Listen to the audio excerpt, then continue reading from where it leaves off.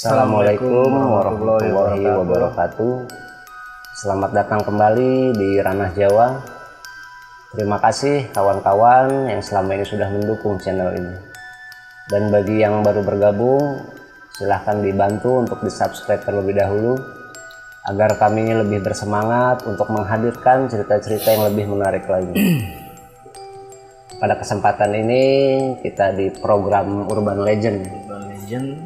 Kita akan mengangkat sebuah cerita tentang kilometer 97 Cipularang. Bagaimana isi dari cerita yang telah dihimpun oleh tim kreatif? Tetap di sini, jangan kemana-mana. Oke, langsung kita bacakan aja ya, artikel yang sudah dihimpun oleh tim kreatif. Kilometer 97 Cipularang. Siapa yang tidak mengetahui tol Cipularang atau Purbalenyi KM 97? Ruas tol ini terletak di sekitar Gunung Hejo, Kecamatan Darangdan, Kabupaten Purwakarta, Jawa Barat. Tol ini memiliki mitos yang cukup mengerikan karena dianggap sering meminta tumbal akibat kecelakaan. Menurut sejarah, Gunung Hejo dulu menjadi tempat bernaung binatang monyet, tetapi sekarang sudah punah. Berdasarkan keterangan warga sekitar, keangkeran Gunung Hejo yang dianggap semakin kental seiring dengan banyaknya terjadi kecelakaan di ruas tol Cipularang, terutama KM 97-90 arah Bandung. Tercatat beberapa nyawa dari nama-nama terkenal pun melayang sia-sia akibat kecelakaan di sepanjang tol Cipularang tersebut. Pada Juli 2011 silam, dua perwira TNI dari Pusenif Kodam 3 Siliwangi meninggal dunia karena kecelakaan di ruas tersebut. Tak luput juga pedangdut Saiful Jamil turut mengalami kecelakaan hingga merenggut nyawa istrinya, Virginia Anggraini. Dalam kecelakaan itu, istri Saiful Jamil tewas di tempat, sedangkan 9 lainnya termasuk Saiful Jamil selamat. Mobil itu berisi 10 orang dengan posisi 3 penumpang termasuk anak kecil di depan, 3 di tengah dan 4 di belakang. Berikutnya 6 nyawa kaum urban asal Kebumen, Jawa Tengah yang hendak mengadu nasib ke Jakarta tewas seketika akibat mobil travel yang mereka tumpangi menabrak belakang truk yang berada di depan. Kecelakaan yang sering terjadi di kawasan itu menimbulkan banyak spekulasi, baik yang rasional maupun irasional. Kita stop dulu sampai sini ya. Dari artikel yang kita bacakan kali ini kan tentang jalan tol yang biasa juga kita lewati ya, lewat arah Bandung khususnya. Di sini juga kan banyak kecelakaan ya, masuk juga ya yang kita tahu salah satu pedangdut istrinya meninggal. Kalau pengantin baru dia waktu itu. Misalnya mungkin di sini juga meninggal termasuk sia-sia. Dia memang apa namanya, dari pengalaman gue pribadi juga sempat pernah ini juga sih, ngeliat sesuatu Di situ. mungkin nanti aja kita bahas ya. Oke. Kita lanjut aja dulu ya. Jalan tol yang melewati Gunung Hejo juga harus dibuat melingkar, tidak langsung tembus menerobos Gunung Hejo. Saat pembangunan tol Purbalenyi di ruas KM 90 sampai KM 97 di sekitar Gunung Hejo, muncul banyak cerita aneh, di mana ada yang dipindahkan makhluk gaib saat tertidur lelap di dekat sungai, ada juga yang menangis sesenggukan saat tidur. Bahkan banyak juga yang kesurupan. Ada buruh bangunan tewas saat proyek itu berjalan. Cara kematian bermacam-macam. Ada yang terjatuh dari kendaraan krain, dan ada yang tiba-tiba kendaraan stam berjalan sendiri melindas satu buruh yang sedang tertidur. Mesin truk juga tiba-tiba bunyi sendiri, padahal dalam kondisi mesin mati, sehingga kernet dan supir truk ketakutan. Pada satu malam, seorang kuli sempat melihat sosok dua bocah gundul berlari-lari di atas pancang kren. Kuli itu lari dan terjatuh. Juru kunci Gunung Hejo, Jaya Sukaya, menceritakan bahwa di Gunung Hejo, Tol Cipularang, terdapat petilasan Kasuhunan Prabu Siliwangi. Prabu Siliwangi menjadikan Gunung Hejo sebagai tempat untuk mencari wangsit. Saat itu Prabu Siliwangi dalam kondisi yang kalut. Karena kondisi kerajaan Pajajaran yang mulai redup, maka Prabu Siliwangi bertapa di Gunung Hejo yang dipercaya terdapat jejak karuhun Sunda di kawasan Darangdan, Cipularang. Ditambahkannya, tempat petilasan Prabu Siliwangi itu merupakan pusar daya berupa seonggok batu yang menutup lubang yang sangat dalam. Ia mengalami kejadian mistis, pernah dijumpai penunggu goib, penunggu petilasan, yaitu Syekh Magelung Sakti. Perawakan Syekh Magelung tinggi besar, berbaju putih, memakai sorban dan berjenggot. Menurutnya, banyak kecelakaan terjadi di sekitar Gunung Hejo. Orang menghubung-hubungkan kecelakaan dengan keberadaan gaib di Gunung Hejo. Dulu kawasan sekitar Gunung Hejo adalah ladang dan persawahan yang membentang luas. Masyarakat yang akan ritual ke Gunung Hejo hanya bisa jalan kaki melewati pematang sawah dan jalan setapak di pinggir ladang. Ketika jalan tol mulai dibangun, masyarakat sekitar berharap akan dibuatkan jalan ke arah Gunung Hejo. Apalagi pembuat jalan tol berjanji akan membuatkan jalan dan membangun musola. Tapi jalan dan musola tak pernah terwujud. Sekarang jika kita memakai sepeda motor akan kesulitan karena jalannya terpotong. Hanya bisa berhenti di pinggir tol, kemudian jalan kaki lewat terowongan menyeberang ke Gunung Hejo. Selain itu memutar jalan yang cukup jauh. Jika memakai mobil, peziarah bisa berhenti di rest area KM 97, lalu jalan kaki ke arah KM 96+200 dan melompati pagar tol menuju gunung. Rute jalan ke Gunung Hejo cukup terjal, sekitar 1 km naik ke atas. Banyak pohon-pohon besar yang akarnya menjuntai sampai ke bawah. Lalu ada jembatan dari kayu untuk naik ke atas. Jembatan kayu sepanjang sekitar 2 meter ini agak rapuh karena kayunya kena panas dan hujan. Usai melewati jembatan kayu, terlihatlah petilasan Gunung Hejo yang berupa batu dibungkus dengan kain putih. Diterangkan pada malam Jumat, banyak orang yang melakukan ritual di sana. Mereka dari berbagai kota seperti Jakarta, Bogor, Karawang, dan Bandung. Bahkan ada yang datang dari Jawa Tengah. Ia menganjurkan ketika mulai naik gunung mengucapkan salam, memperkenalkan diri kepada Syekh Magelung, supaya terhindar dari hal-hal yang tidak diinginkan. Namun di balik semua mitos tersebut, sewajarnya memang para pengendara wajib berhati-hati kala melintasi area tersebut.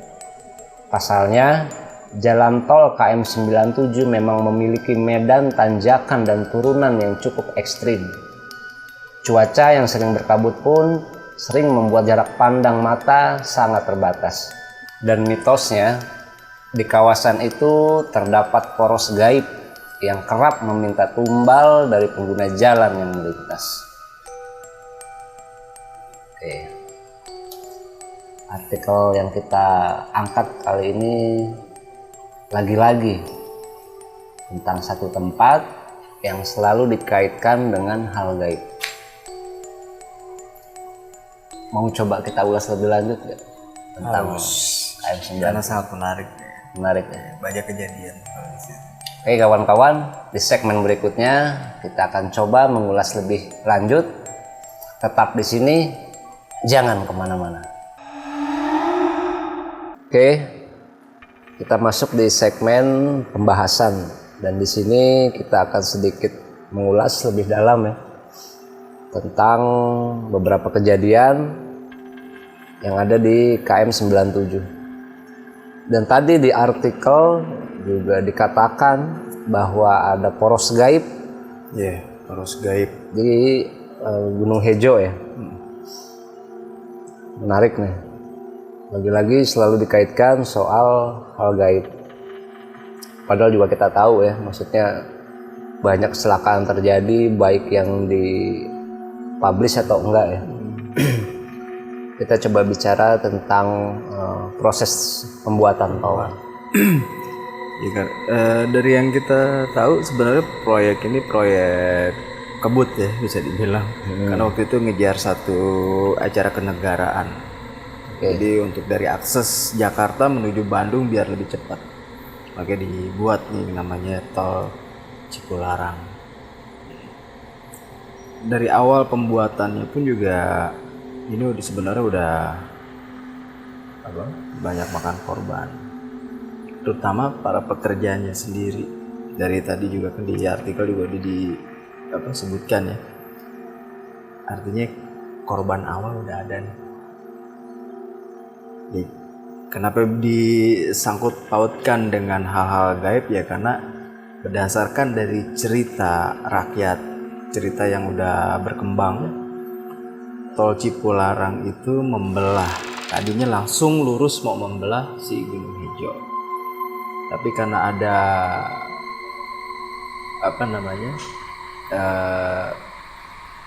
Makam ya, keramat karena ini. ada satu makam, terus ada pantangan yang diberi oleh bisa dibilang guru kunci ya.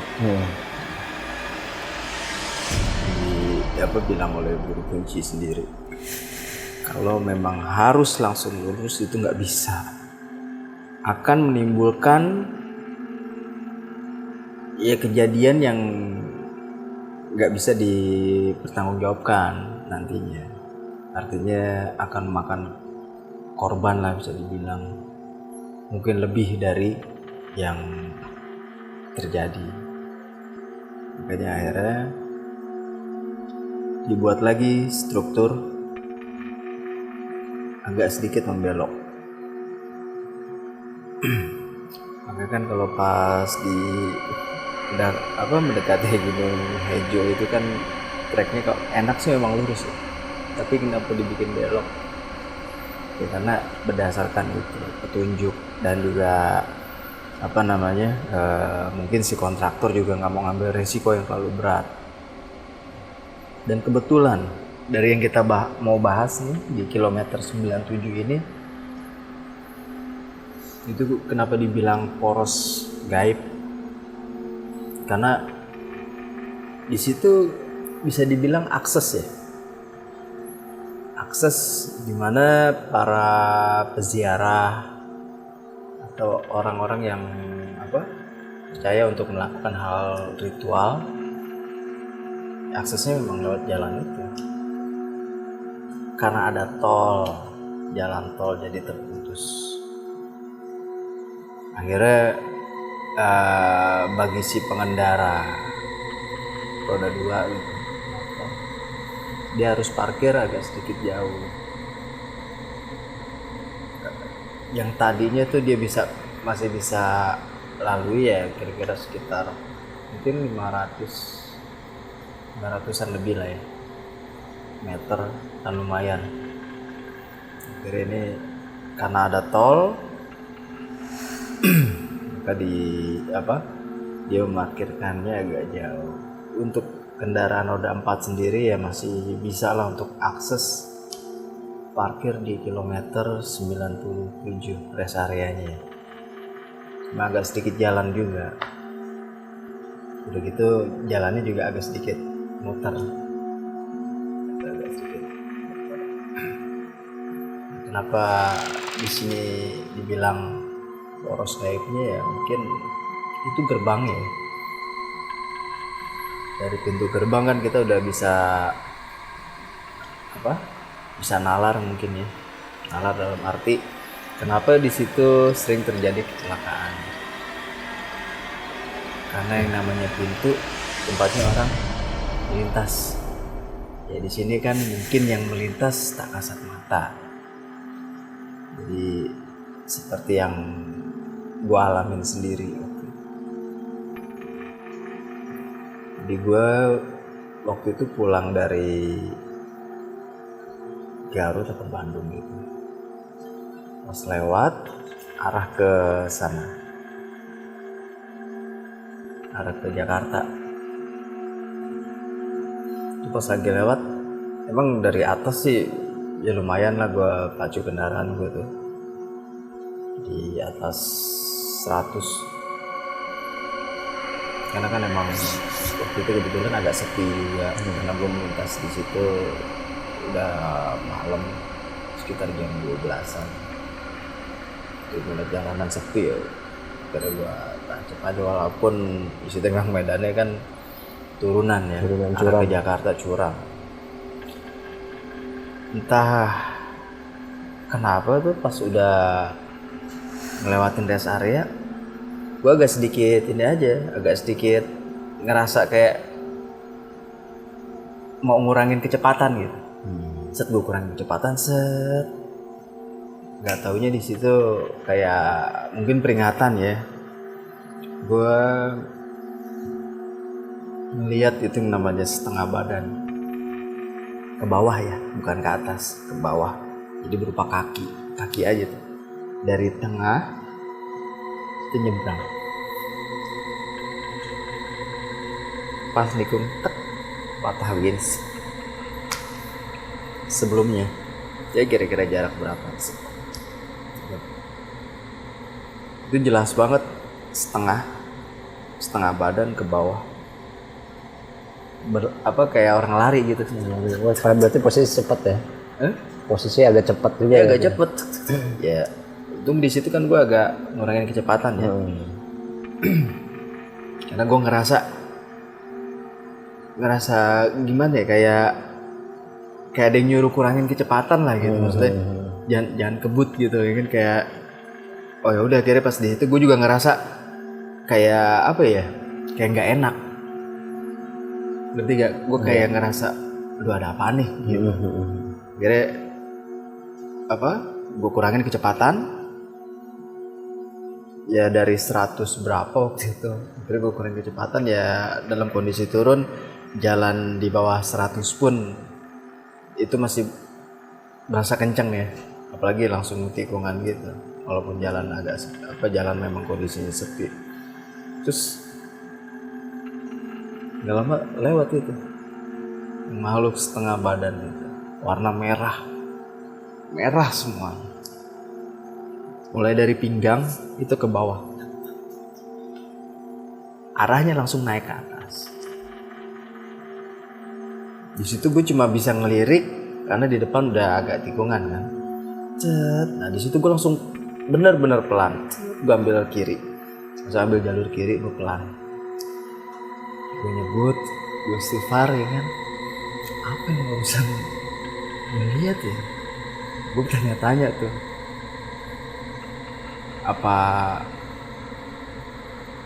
pantulan cahaya? Tapi di depan gue nggak ada kendaraan. Setidaknya warna merah itu pantulan dari lampu rem mobil depan dong. Tapi di sini posisi nggak ada kendaraan. Jelas banget berarti lo lihat ya? Itu jelas. Itu orang lari gimana sih?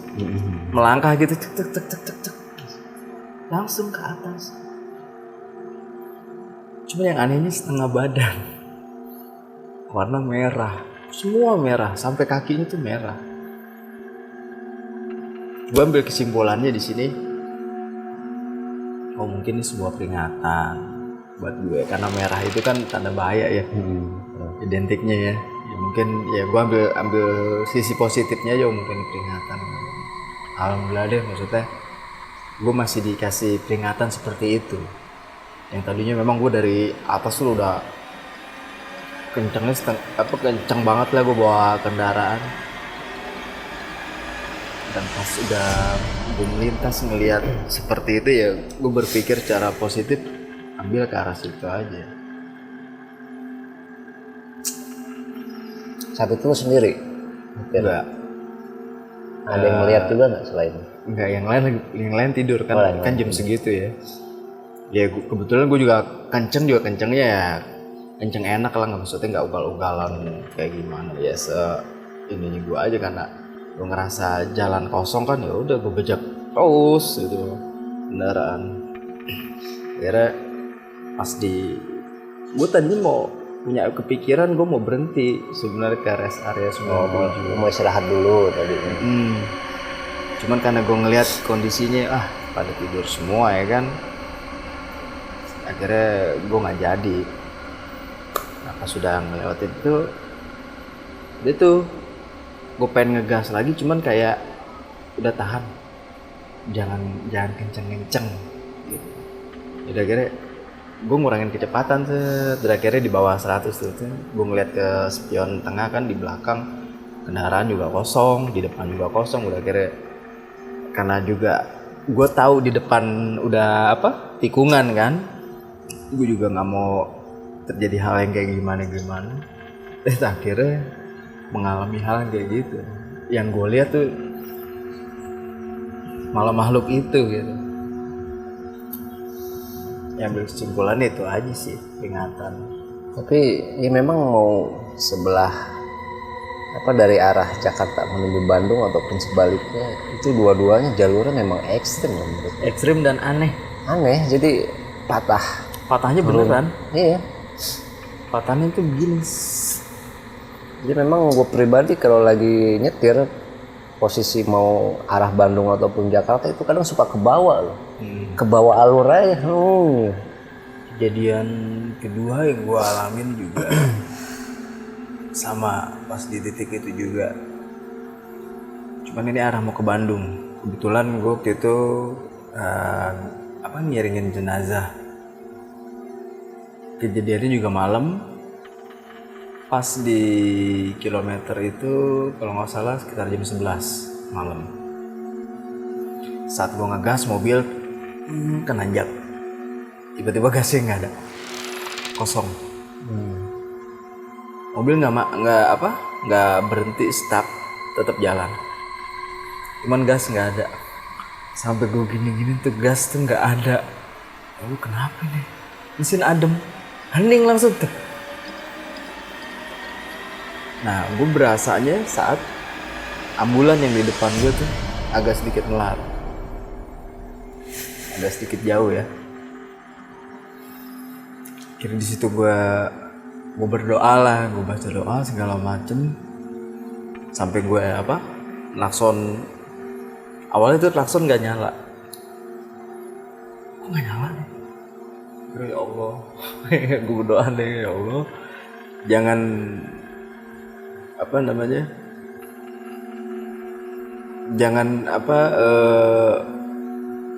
persulit perjalanan hambamu nih untuk mengiringi jenazah, tolong dilancarkan. Terus tuh klakson sambil gue pukul-pukul, akhirnya bunyi. Setelah bunyi klakson itu, gue gas mobil, ada lagi. Pas di kilometer itu beneran kosong, hening, langsung hening. Jadi seolah kayak suara ambulan nggak ada, hilang semua suara tuh. Apa gua aja yang ngerasain ya kan? Cuman kebetulan yang di sebelah gua nih kan, temen gua, pas mobil hening dia juga ngerasain. Gue pikir gua doang gitu. Dia langsung nengok ke gue gini. Dia ngangkat kepala gitu, ngasih isyarat kenapa kan? Mungkin karena nggak mau yang di belakang panik atau gimana. Udah gue cuma oh berarti dia engah juga gitu. Udah akhirnya pas gue gas, gue coba klakson akhirnya bunyi. Udah akhirnya gas ada lah gitu. Udah langsung gue kejar. Ada apa ya? Ternyata gue ngerasa kayak mobil tuh kayak ada yang nindiin gitu. Gue ngerasa mobil kayak ada yang nindiin nih. Pas gue ngeliat dari spion, kok kayak ada sesuatu gitu di kaca belakang. Cuma pas mobil udah bisa jalan lagi, gue liat spion udah nggak ada sih. Nah sama ini, kalau dari arah Jakarta saat masuk Cipularang, itu kan kalau lurus kita ke Cipali ya, arah Subang ya.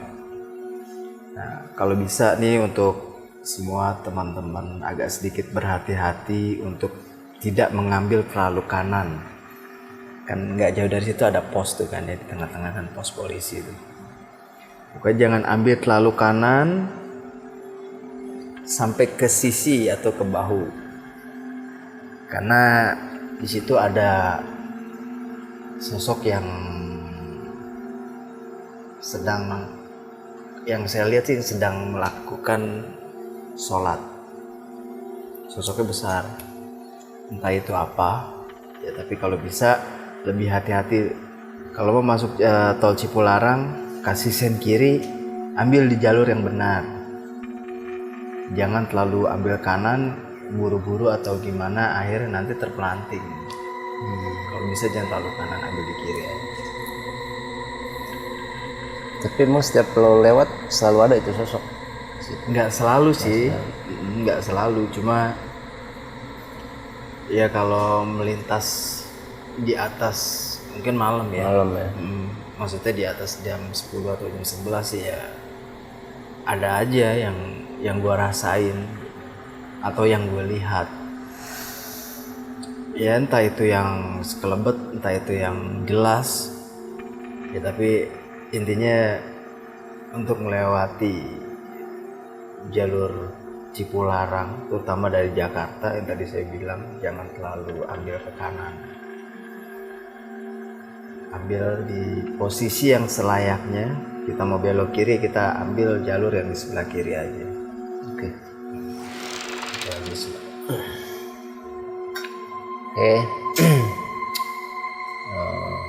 Persoalan KM97 ini banyak sebenarnya yang mau diangkat gitu.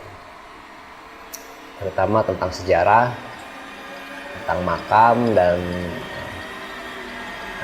soal petilasan dari Prabu Sriwangi. Tapi biarlah itu tetap menjadi mitos yang melegenda di kalangan masyarakat. Nah tidak ada haknya kita juga untuk mengungkap lebih jauh ya untuk ke arah sana. Mungkin ada tambahan untuk pesan dan pesan, terutama di ruas tol yang kita angkat kali ini. Ya terutama untuk masuk ke kilometer 96 sampai 97. Kalau dari arah Jakarta ya saat melakukan perjalanan ya kalau bisa ketemu di kilometer itu main lampu lah, cukup 2 kali. Dari sebaliknya pun juga begitu, setelah melewati rest area main lampu ya sebagai tanda permisi mungkin ya. Dan juga jangan lupa untuk selalu berdoa biar perjalanan kita selamat sampai tujuan, insya Allah, amin. Oke, itu aja mungkin. Oke, kita akhiri aja sampai di sini ya. Mohon maaf bila ada kata-kata yang mungkin salah ya, dalam mengungkap atau menceritakan dari artikel ini. Untuk kawan-kawan, dukung terus channel kita dengan cara like, komen, dan subscribe, dan aktifkan pula lonceng notifikasi agar terus mendapatkan video-video terupdate dari kami. Sampai di sini, bertemu di lain kesempatan. Wassalamualaikum warahmatullahi wabarakatuh.